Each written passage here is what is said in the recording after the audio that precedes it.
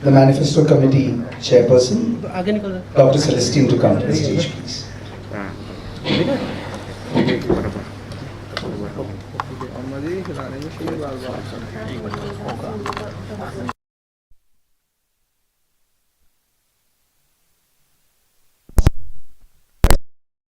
The AICC Media Coordinator, Bynta to come to the stage, please.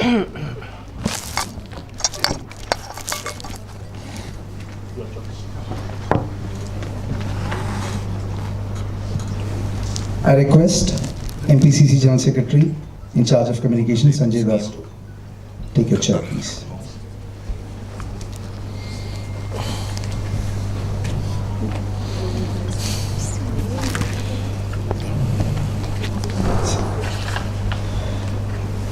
I am Matthew Anthony, the AICC Media Coordinator, along with Bynta Sharma. I'll take you through the flow of the events to the day. The chair of the meeting, Vincent Pala, will address you and welcome you all, followed with Dr. Celestine, the chairman of the Manifesto Committee, will speak. I request AICC Observer, JD Seelam sir, to come to the stage, please. Chair is there. There is. About those two persons you can inform. Followed with President Bapala's address.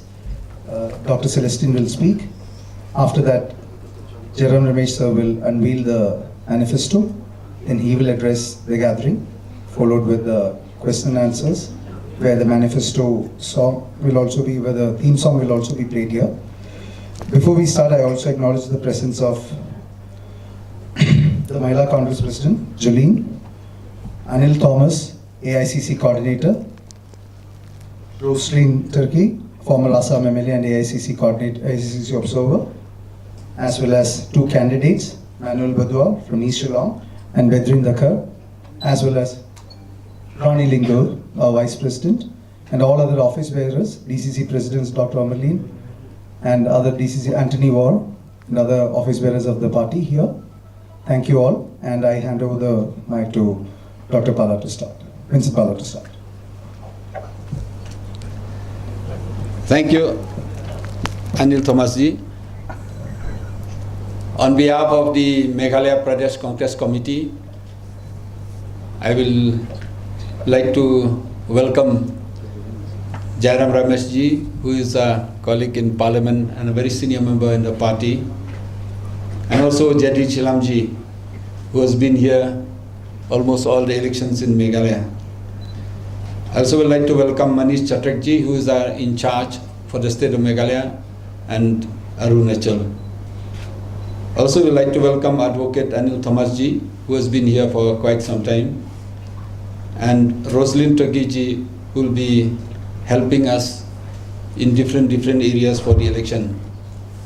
I also would like to welcome Dr. Celestine Lungdo, who's the chairman of the Manifesto Committee, who's done a very good job so that we can release it today.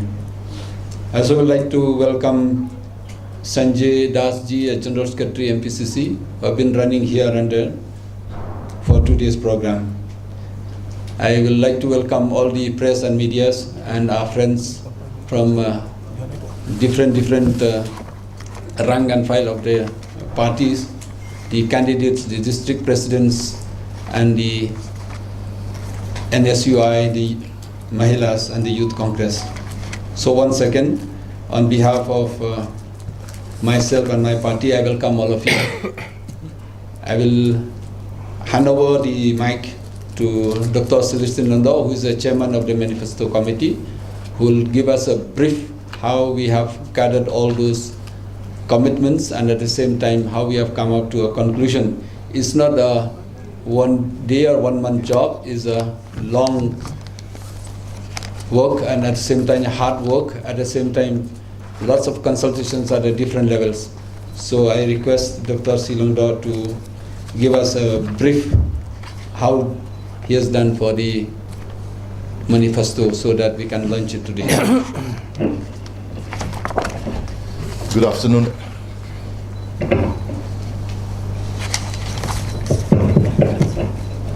Good afternoon, everyone. Honorable MP Shri Jairam Ramesh ji, MPCC Chief and Honorable MP Ma Vincent Pala, all the dignitaries on the dais, friends from the media, and all who are associated with this program.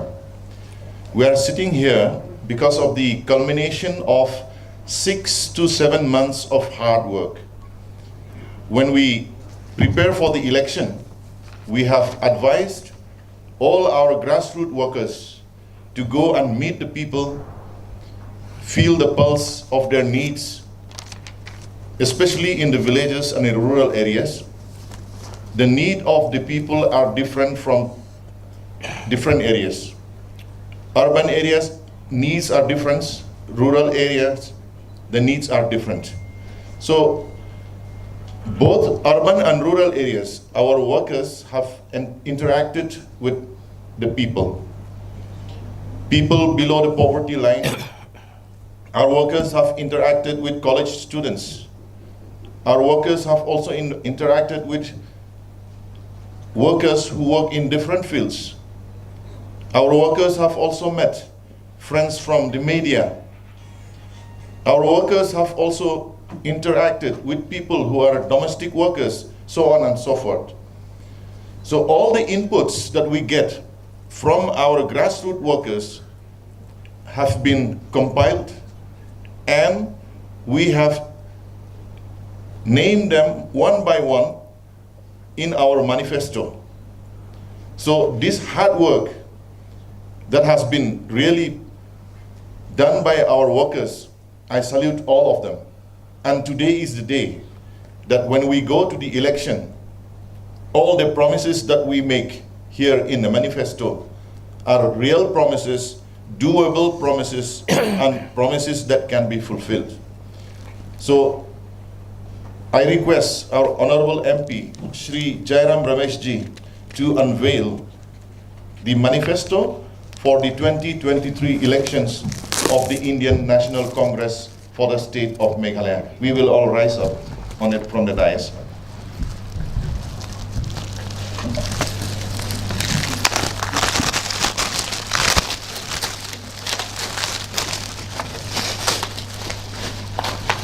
We will clap our hands.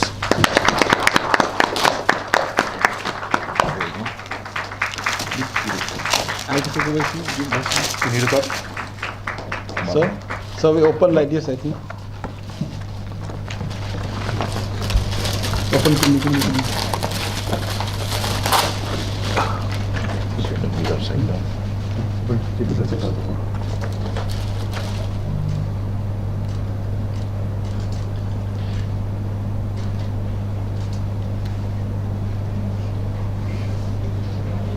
Thank you. Thank you. You can play the song.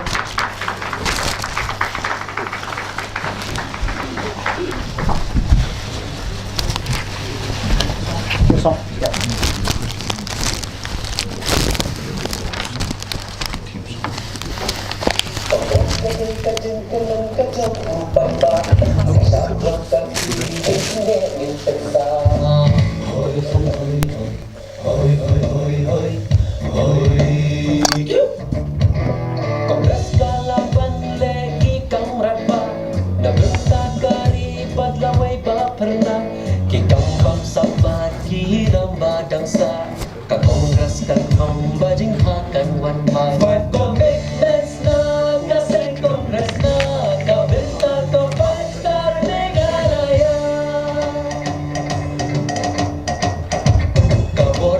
Meghalaya kajulit magkapwa Kongres kakular Bandung tubo Dengan nong kendong ni hasot Som la pule Kisham jingpyllait Habak ilala Bendek yaki julit Kiko men Opin tilaga Kongres Jakarta Meghalaya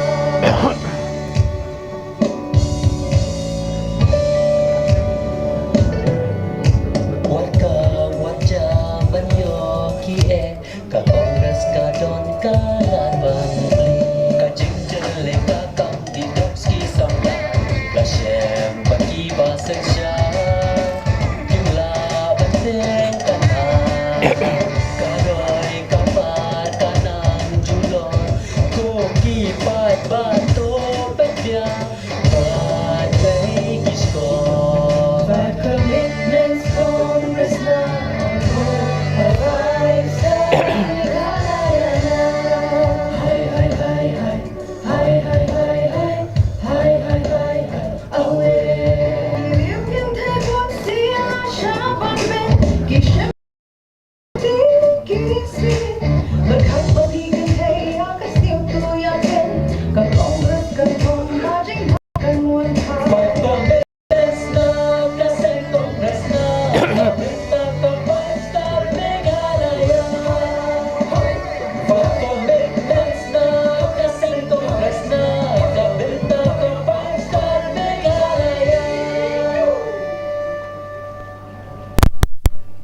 Thank you. This was the theme song for the Congress Party for this election along with the manifesto launch.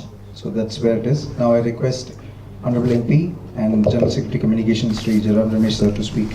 Thank you. Good afternoon, friends. 51 years ago, it was the commitment, the dedication, and the love of India's Prime Minister then, Srimati Indira Gandhi, that led to the emergence, the formation of the full-fledged state of Meghalaya as a state in the Indian Union. Meghalaya means the abode of the clouds. But today, these clouds have taken on a different meaning. Today, the clouds are of not rain-bearing clouds, but these clouds are of corruption. These clouds are of unemployment, power cuts. These clouds are of a damage to the independent identity of the people of Meghalaya.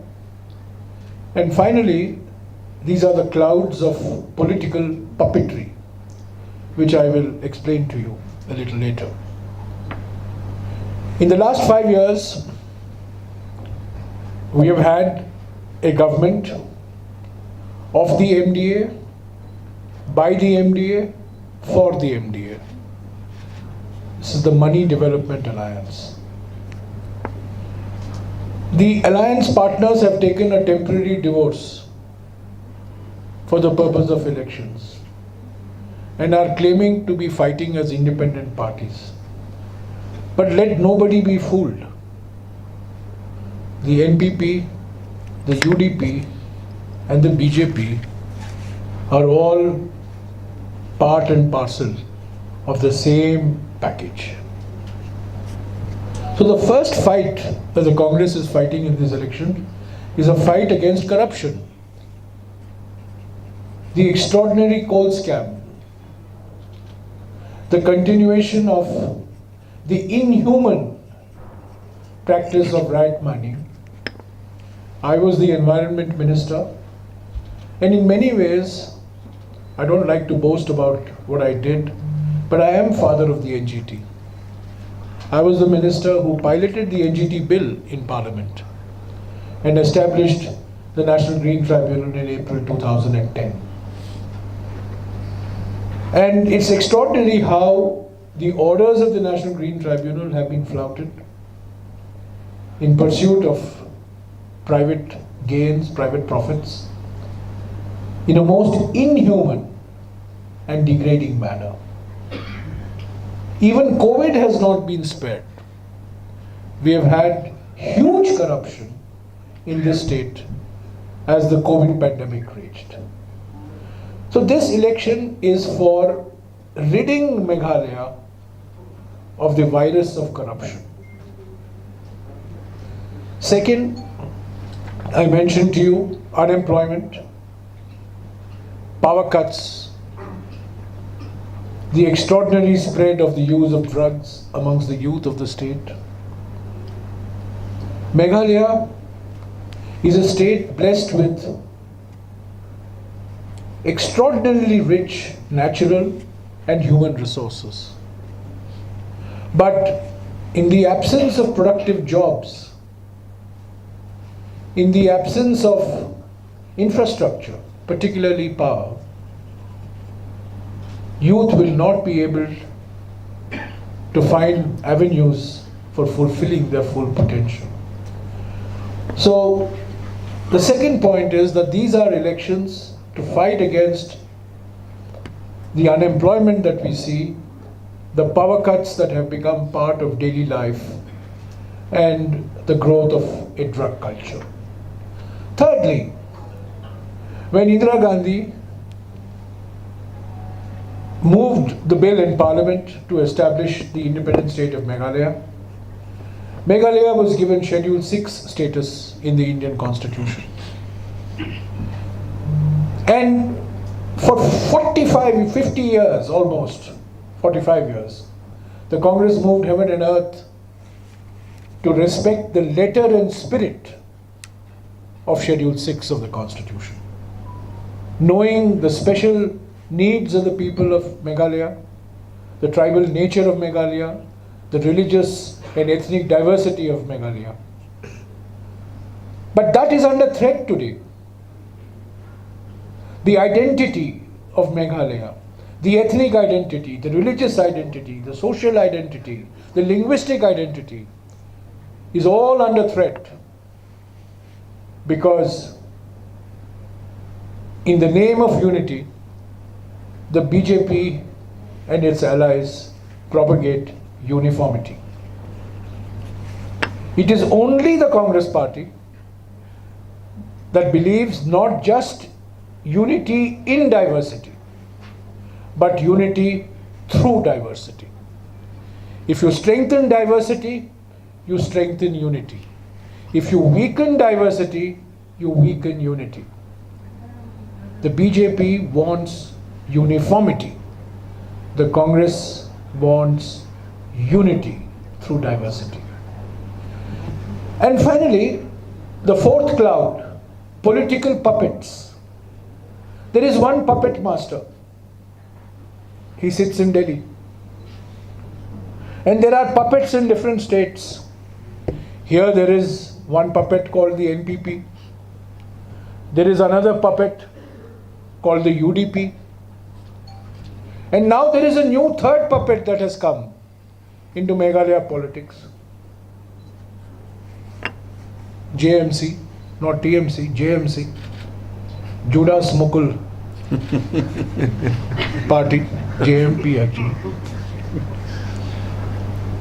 Be under no illusion. These are all part of the BJP's game plan. NPP is BJP's A team here. UDP is BJP's B team here. TMC or JMP is BJP's C team here. And BJP is the D team here. Congress is fighting a 3-party or 4-party alliance led by the BJP. The BJP may not have electoral presence, but it has other presence. And you know what I mean. In spite of demonetization, there is a lot of monetization that takes place thanks to the BJP. So the Congress party is fighting these clouds, the cloud of corruption, the cloud of unemployment, the cloud of the destruction of Meghalaya's identity, and finally, the cloud of a unholy alliance, BJP, NPP, UDP, TMC, who are all claiming to fight independently now, but mark my words, at the first opportunity, they will jump into bed together. So for the Congress, this is a watershed election. And I will give you only 2 indicators of what a transformational election this is for the Congress. Never before in any state of India, and I venture to say this because I am familiar with national politics. 47 out of 60 candidates are below the age of 45. It's never happened before in any state. It's happened in Meghalaya. 47 out of 60 candidates are below the age of 45. This is bringing youth to the fore. One advantage of the Judases leaving our party is that they create vacancies. And we have youngsters for the first time. And secondly, 10 out of 60 are women. No other political party in Meghalaya has given women such a heavy representation. This is a matriarchal society. This is a society in which women play a very important social and economic role and a cultural role. That is not reflected in its politics. But we are making a beginning. 10 out of 60, that is almost 17% of our candidates are women. No other political party can claim this. So it is a watershed election for the Congress party. Of course, we recognize that there are many people who have betrayed the Congress party in the last couple of years. Good riddance. Their commitment to the values of the Congress and its ideology obviously is not very strong. Obviously, ED, CBI, income tax has come knocking on their doors. The key issue in this election is, will Meghalaya's identity survive the way it has survived for so long? That is the key issue. Meghalaya is part of the Indian Union, is part of the Indian mainstream. Youth of Meghalaya are earning a name for themselves all over the country. But there is a unique and distinctive identity to the society of Meghalaya that only the Congress can protect. On the one side, you have a set of parties who will dictate what the identity of Meghalaya is from Nagpur or from Delhi. Or you will have another political party which will dictate what is good from Meghalaya from Kolkata. It is only the Congress party which will dictate from Shillong, from Meghalaya. Not only dictate, it will determine in this state. Now, we have released a manifesto.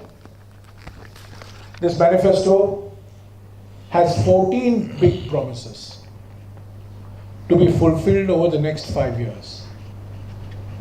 Every year, we will present a report to the people of Meghalaya, giving a report card on the status of implementation of each of the promises that we have made. We have made 5 big commitments that come out of these promises, which was released day before yesterday. The first commitment being empowering women, 3,000 rupees per month to every single mother, BPL single mothers, and there are 41% of women in Meghalaya are single women. I mean, women who have separated or living singly. 41%. It's a large, very large number. Second, we have promised a job to every household. Third, we have promised a power cut free Meghalaya. I mentioned that to you. Fourth, corruption free Meghalaya. Most important, we will have a law against corruption. We will implement this law. We will have an ombudsman. We will have a strong anti-corruption machinery.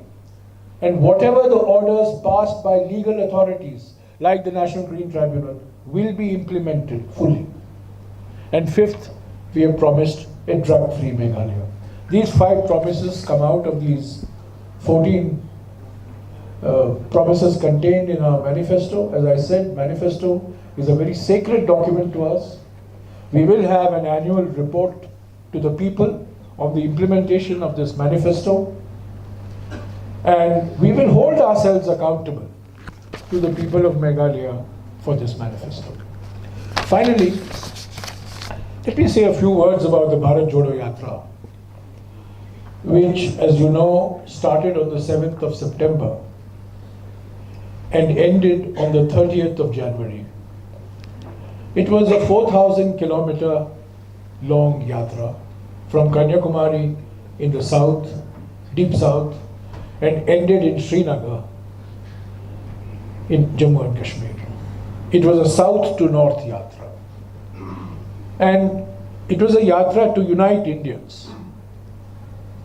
In this atmosphere where Indians are being divided on the basis of religion, caste, language, ethnicity, food, dress. So this yatra was a yatra to bring people together. It was a voice against economic inequality. It was a voice against social polarization, and it is a voice against political dictatorship. We today have an undeclared emergency in our country. One man determines who will speak, what will be spoken, what will be done, what is good, what is not good. This is completely against what our constitution preaches. Our Bharat Jodo Yatra is a celebration of India's diversity. Because as I said, only if we celebrate our diversity will we strengthen our unity. So this Bharat Jodo Yatra was a very successful yatra. We are now thinking of a west to east yatra, the details of which are still being worked out.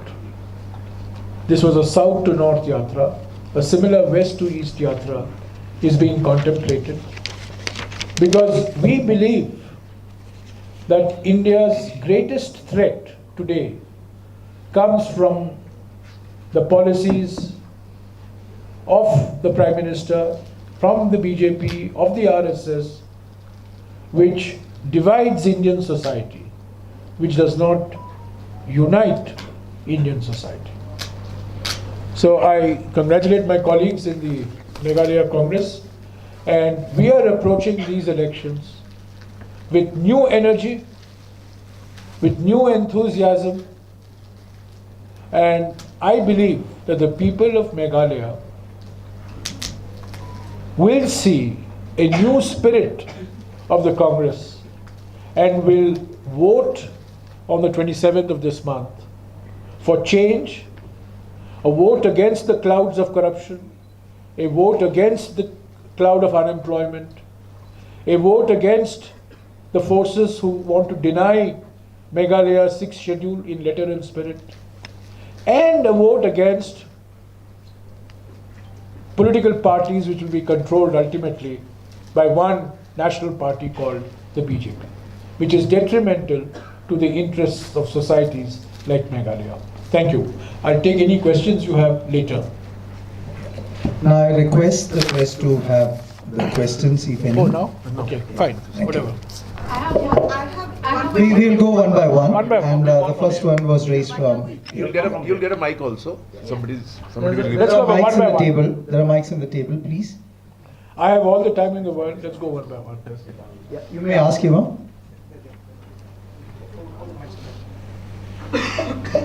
I have one question. Is the mic on? Yes, it's on.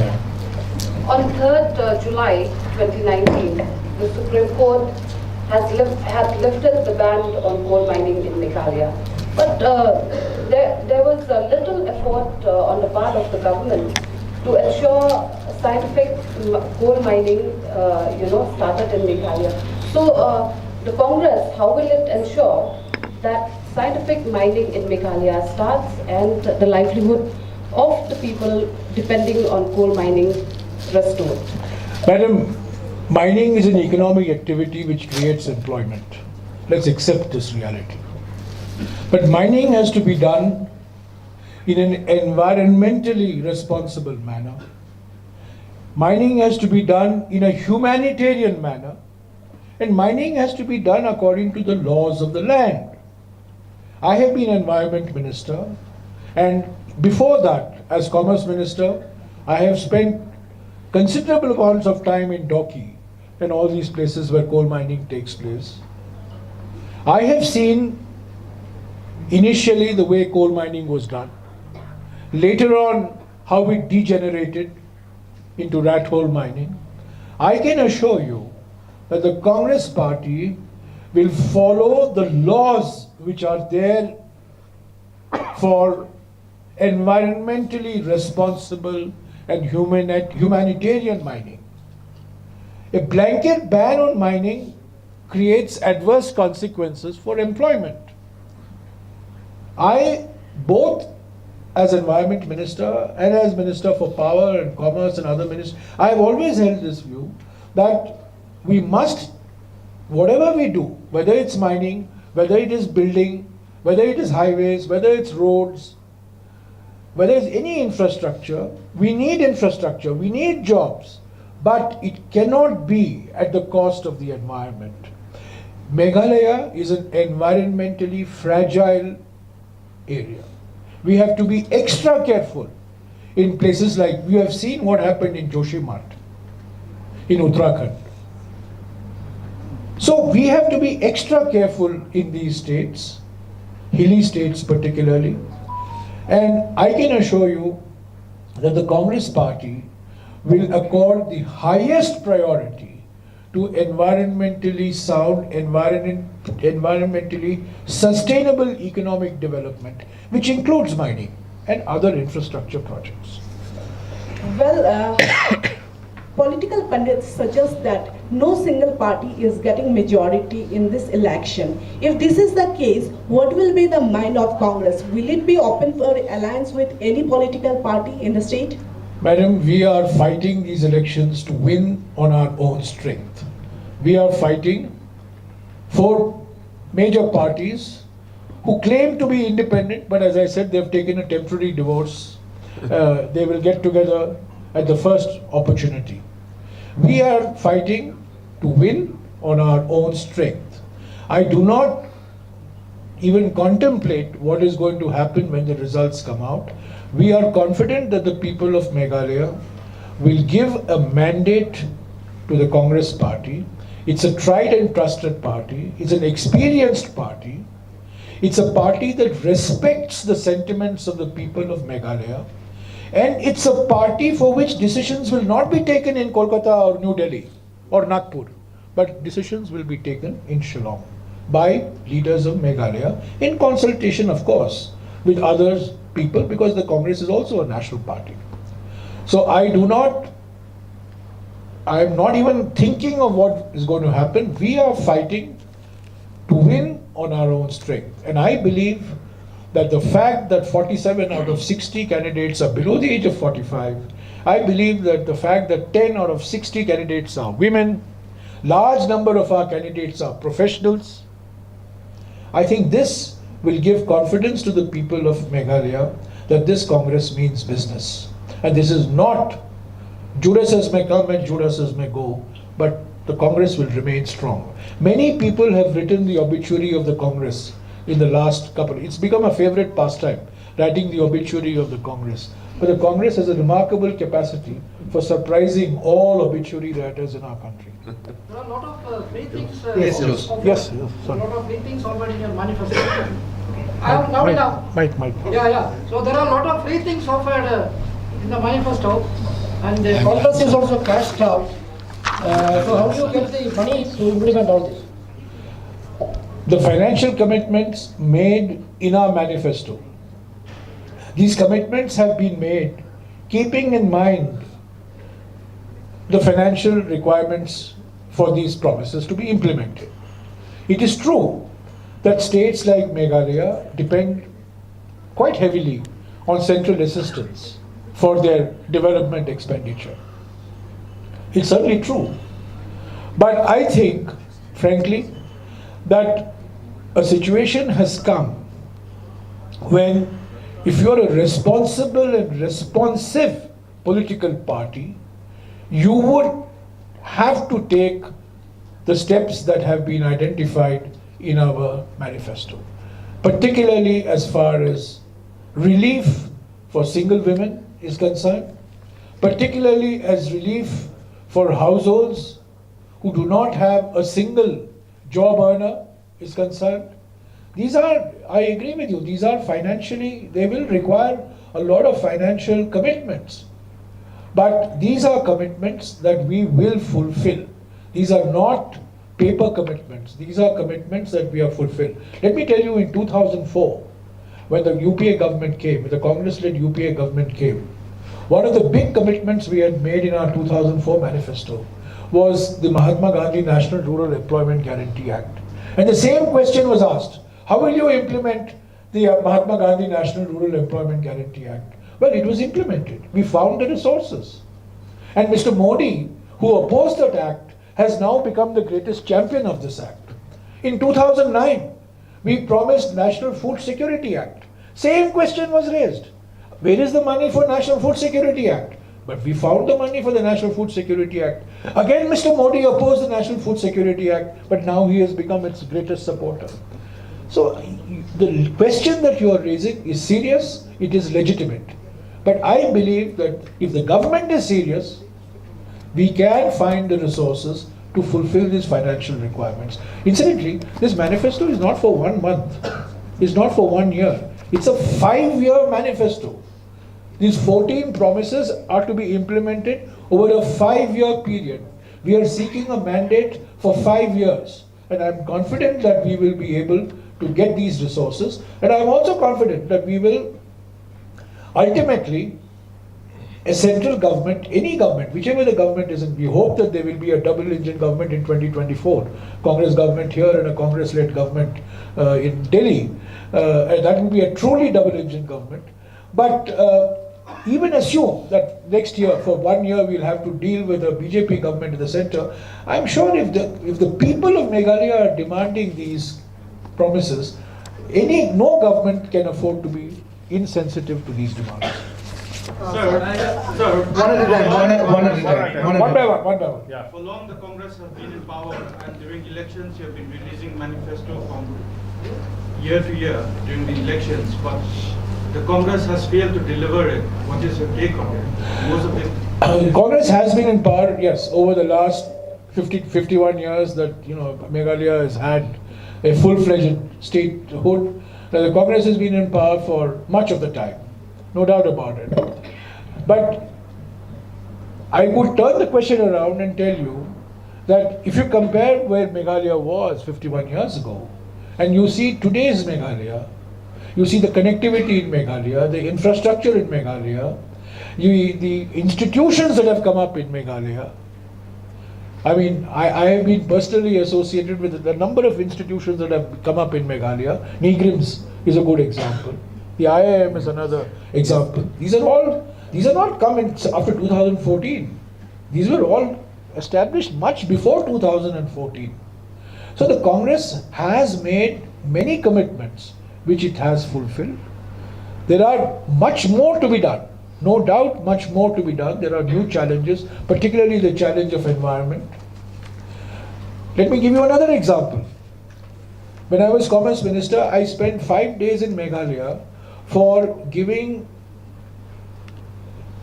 new status to the curcumin content of turmeric. This is the unique product of Meghalaya, the curcumin content of turmeric. I don't have to tell you. But others in India had to be educated that haldi coming from Meghalaya has got special value. And from 2000, I came here in 2006 as Commerce Minister, and we started a program for cultivation of haldi in the West Jantia Hills. And now this has become a very major economic activity in Meghalaya. Now this is not after 2014. This started much before 2014.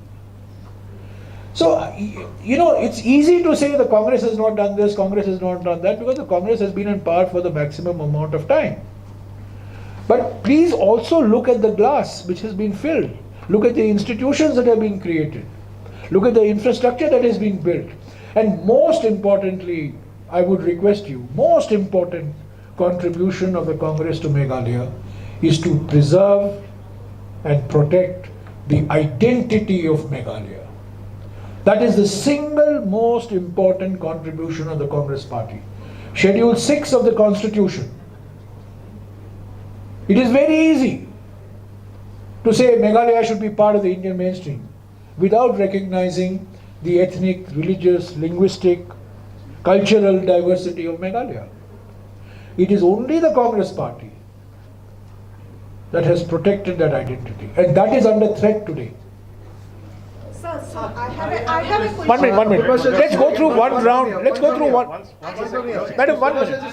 Sir, just one question. Let's go through one round. I'll come back to you. Sir, yes, sir. I don't follow one journalist, one question model. Not one nation, one tax. Sir, yes, Would please. you agree? Sir, just a minute. We have Sir, most of the regional parties here in Meghalaya and even the local parties.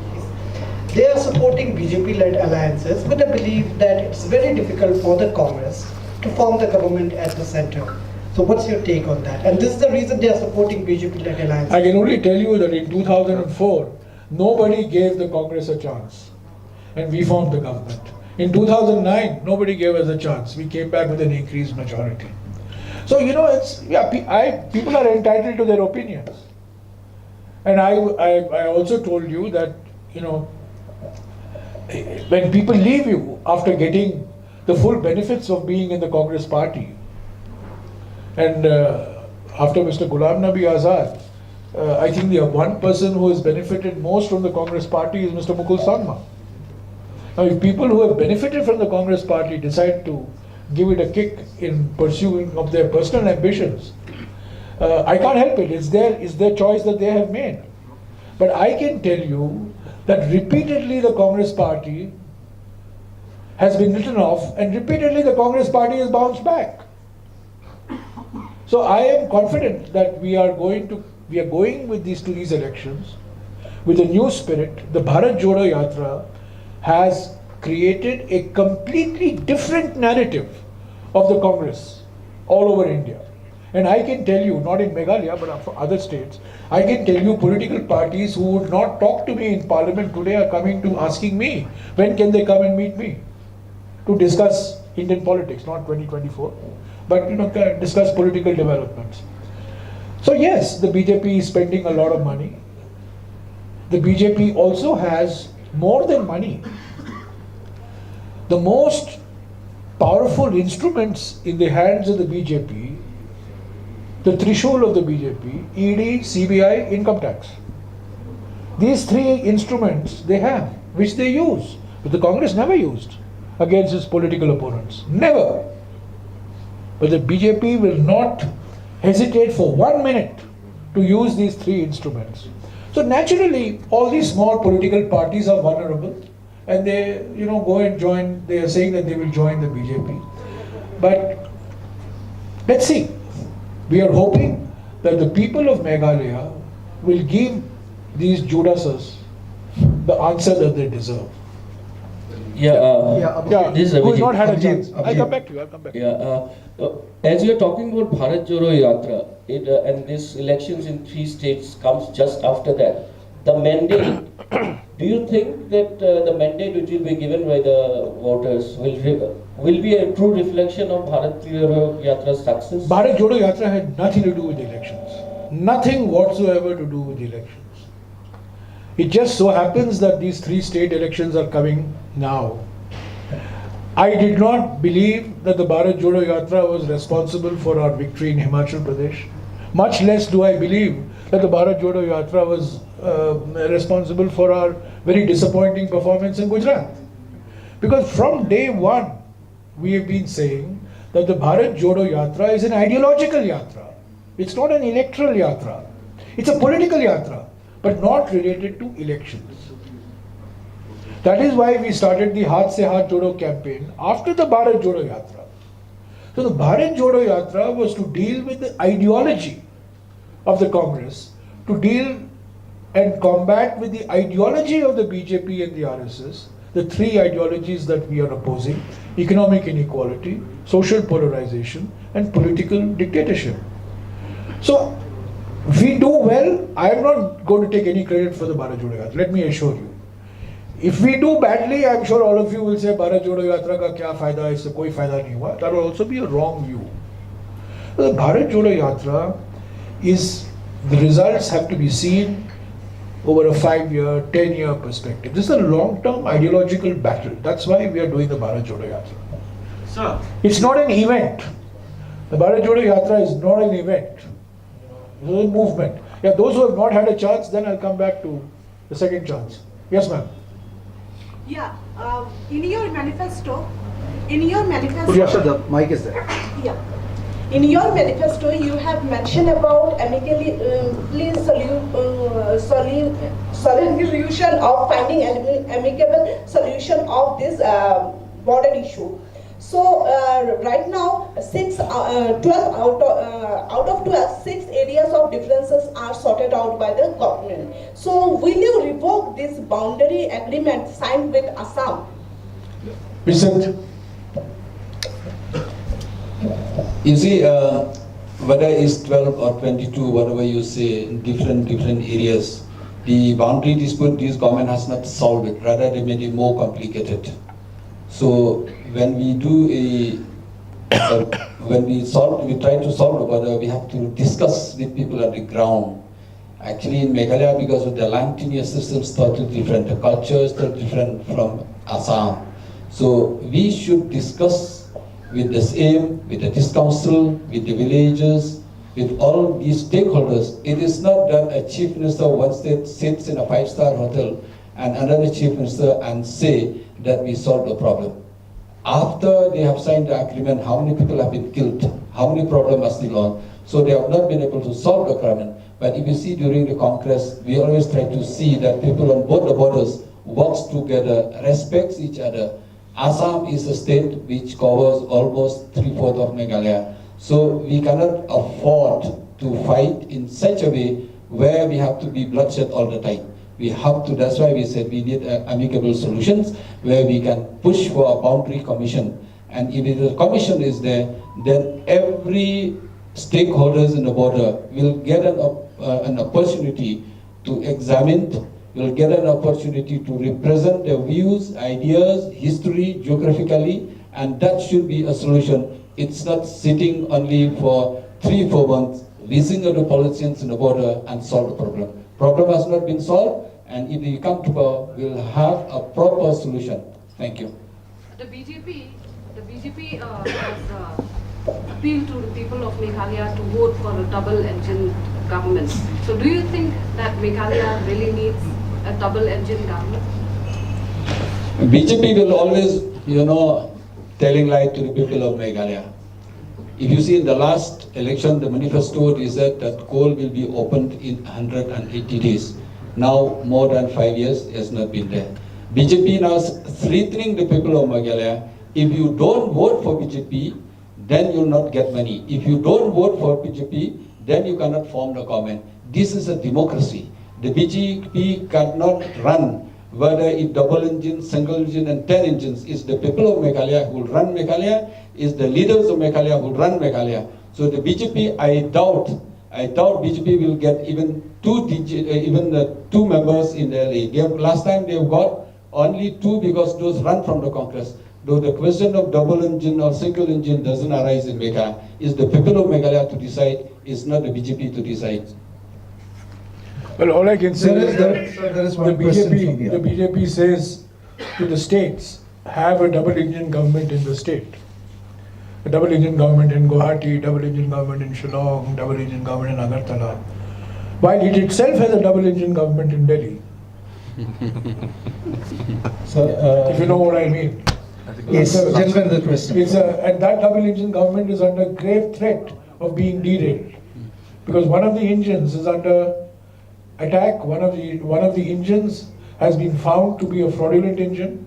And this whole Modi-Adani affair will bring out the truth of how Mr. Adani has benefited from the Modi regime, how all airports have been privatized in favor of Mr. Adani, how all ports have been privatized in favor of Mr. Adani, how railways, power distribution, power generation, gas distribution, take whichever economic activity, Mr. Adani is the prime beneficiary.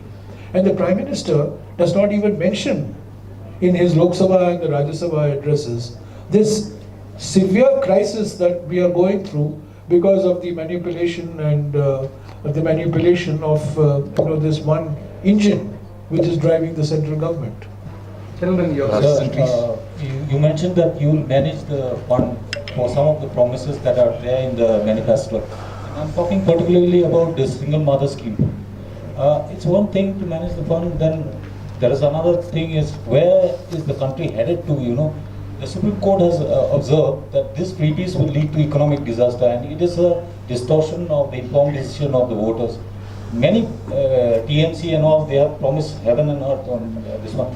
Don't you think Congress, being the oldest party, could have done something better? I think it's a very important question. When we did a survey, we found that our society is deteriorating because of the family problems in our society. The only we have to bring back our society is to help the mothers. We have calculated it will cost us not more than 200 crores in a year.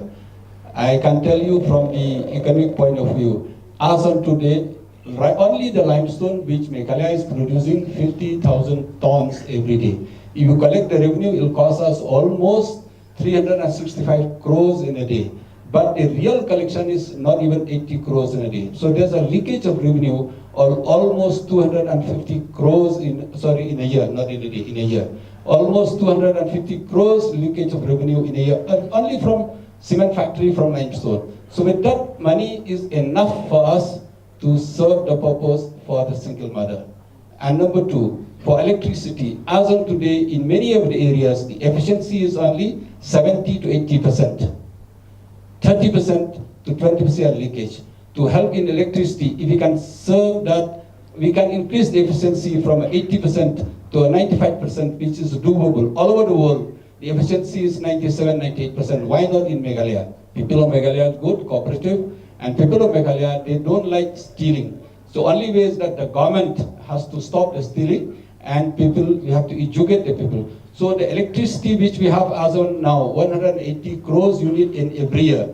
If we do with that 36 crores unit we can save. With that money we can still give for electricity. That's why we have done enough homework for all this. I agree with you, it's challenging, but it's doable, and I think we can do it more than enough. One minute, this lady asked a question on rat hole mining on coal. I was power minister in 2008 and I came to Meghalaya, and we were then looking at the uranium deposits in Meghalaya for feeding our nuclear program.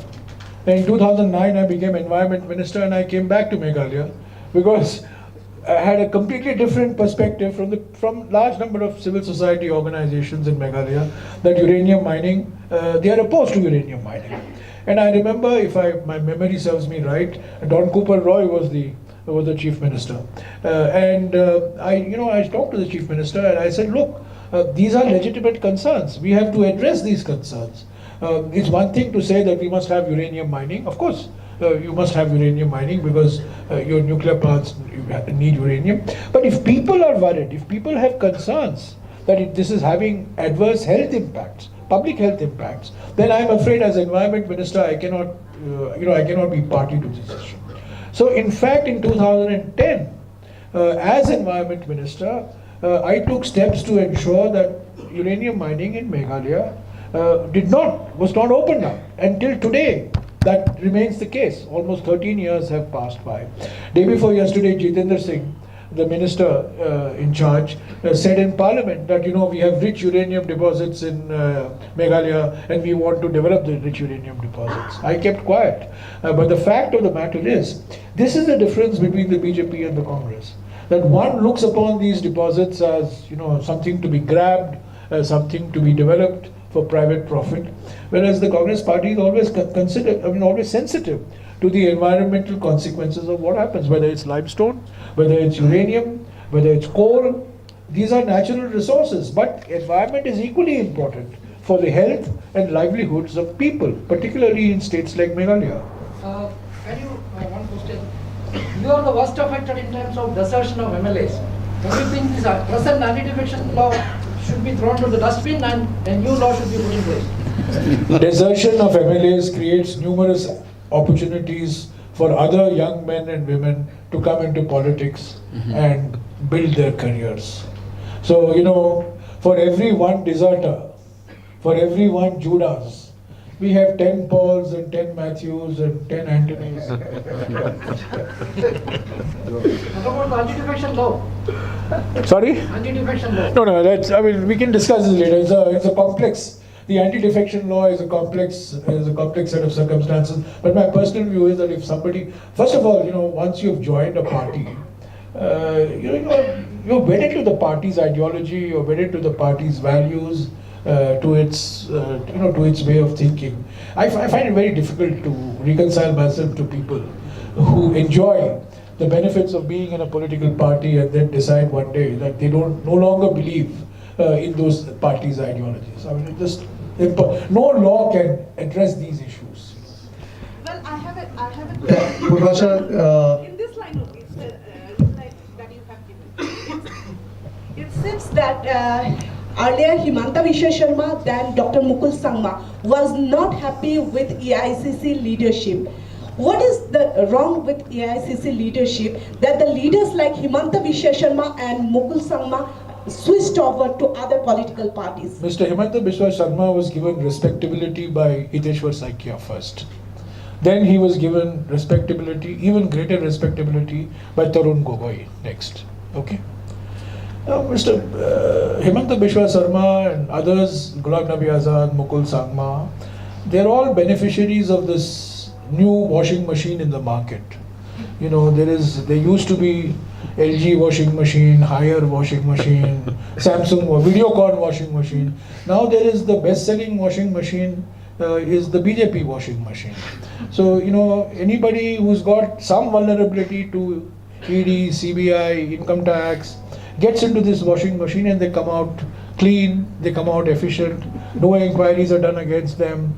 So, you find a lot of people, Bhubaneswar Kalita, another example, Mr. Sindhya, another example. These are all people who have, I can only note it down here, so I'm not pronouncing it properly. Where's that word here? Huh? I don't have that word. I noted down this word, in any other part. In Calcutta, I would have called it called Mir Jafar. But in Shillong, the word that I have to use is Nong Shet Killa. Did I pronounce it rightly? Correct. Nong Shet Killa. the last question, and then the leaders will be here for the lunch also. So the last question coming from them. Sir, Yes, sir. one of your most important contributions to preserve the identity of Meghalaya. So my question is, right from 2010, there's a demand for inclusion of the Khasi language in the 8th schedule. When the Congress was in power, both in center and the state, why was the Congress silent on it? Yeah, you are right. We have been trying right from not even 2010, I think, right from 2009. After I became an MP, we worked very hard. But to include any language in the 8th schedule, lots of criteria are required. So it looks a lot of census, a lot of collection on the ground. So this has been done before, and we need the help, the recommendations of the state, because you cannot just include a language without doing homework. So I think the homework has been done by the Khasi Authors Association, by the government of Meghalaya. I think on the inclusion of the Khasi language or Garo language in the 8th schedule, all of us in the same page, be it any other parties. A resolution has been passed in the floor of the House in Legislative Assembly when the Congress was in power. Same was repeated back there. So I hope very soon that once the government of India have taken all those criteria into consideration, I think we should have no problem on it. But it does not mention anything in your manifesto. Yeah, whatever the issues which we don't mention in manifesto which lie with the subject of the central government. So I think we should not unnecessarily put more pages by give promises which we've already done it before. We have committed before. So I think that's why we thought that all these we have done it before, we have committed, we have done it before, whatever possible from our side. So the commitment which you made should be only on the state subject, and in the central subject, all those which we have done, we'll stand with it and then we'll always for it. Thank you. Thank you. One second. Let me just address this issue. I'm personally, speaking personally, I'm 100% in favor of including languages Khasi, Garo. In fact, I myself have been fighting for Bhojpuri, the whole language, the tribal language, Adivasi language in Jharkhand. But unfortunately, there's an elaborate process, elaborate consultative process, and the requirements are very, very complex and complicated. And you know, it's taken years for languages to be included in the 8th schedule. There is a demand for Bhojpuri. At some point of time, I remember I was told by the Home Ministry, when I was pleading for the whole language, that there are something like 150 demands for inclusion of languages into the 8th schedule. But the important point that you have raised, why is it not there in the manifesto? This manifesto has commitments which the state government of Meghalaya will fulfill. The reason why it does not find a place in the manifesto is because that is a decision that the central government has to do. Of course, the state government will move heaven and earth, but this manifesto deals with decisions to be taken by a Congress government in Shillong when it gets the trust and confidence and the mandate of the people. Mr. Ramesh. Thank you. Last question, and then after this, the leaders will be here for the lunch also, and we will play the official song with a small performance. Yes, please, the last question. This DBT of 3,000 to single mothers, do you think this might also encourage more broken families? I do think, and I think we also, while discussing, we thought that every 2 years we'll do a impact assessment. Suppose we give it first year, second year. Normally for the first year, you need to do a lot of research, you need to do survey, you need to update all the data. So then we'll do an impact assessment. We'll do an impact assessment indeed. We'll do lots of homework, how it affects us. But I think economically, if the women is strong, the community, especially the Khasis and Jaintias and Karo community will be strong. This money is not going to the women alone, it's children. We have seen personally in the ground how the children, they stop studying because they don't have anything. And some of them, they stop going to hospital, how this suffers because we don't have anything. That's why we have made this commitment. Our commitment is to unite, not to break. Our commitment to build the society, not to destroy the society. Thank you. Frankly, I was quite, it was a revelation to me that 41% is the figure for single mother households in Meghalaya. That's quite an astonishingly large figure. So a beginning has to be made somewhere for providing social security. I think this is the minimum level of social security that can be provided to facilitate education of children, because after all, these are single mothers. Yeah. Thank you very much. I request the dais to be here intact itself, and then request the performers to come, and then we are playing our official theme song for this election. Thank you. Please be seated, please be seated. And the leaders will be here for the lunch following this.